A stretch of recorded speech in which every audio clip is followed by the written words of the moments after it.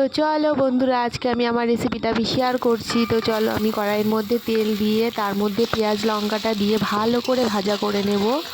তো দেখোছো, ভালো করে ভাজা করে নিয়ে তার মধ্যে আমি একটু স্কিপ করে গেছিলাম, ওই যে আদা রসুনের পেস্টটা দিয়ে দিয়েছিলাম, দিয়ে ভালো করে নাড়াচাড়া করে নিলাম। এই যে দেখো, আমি আমার ফেসটাকে দেখাচ্ছি। তো তারপরে দেখো, কড়াইয়ের মধ্যে আদা রসুন আর পেঁয়াজটাকে ভালো করে নাড়াচাড়া করে নিয়ে তার মধ্যেই দেখো আমি শাক ভাজা করে রেখেছিলাম আর মাছটা ভাজা করে রেখেছিলাম।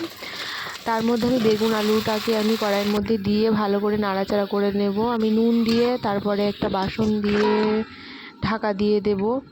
এই যে দেখো, আবার আমি মোবাইলের সামনে আবারও চলে এসেছি। তো দেখেছো, তো তারপরে একটু বাসনটাকে সরিয়ে ভালো করে নাড়াচাড়া করে এই যে আমাদের এটা ভাত উপর দেওয়া, বাসনটাকে সরিয়ে আমি আবারও সবজিটাকে ভালো করে নাড়াচাড়া করিয়ে নিলাম। তারপরে হলুদ দিয়েও একটু লঙ্কা গুঁড়ো দিয়ে ভালো করে তরকারিটাকে কষিয়ে নেব।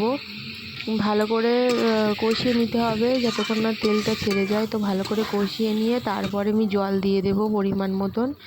জলটা দিয়ে আবারও একটা বাসন দিয়ে ঢাকা দিয়ে দেব আমি। তো তারপরে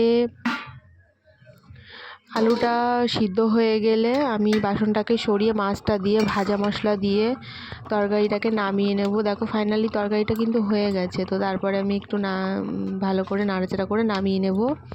তো কেমন হয়েছে তোমরা লাইক কমেন্ট শেয়ার করো বন্ধুরা। বাই।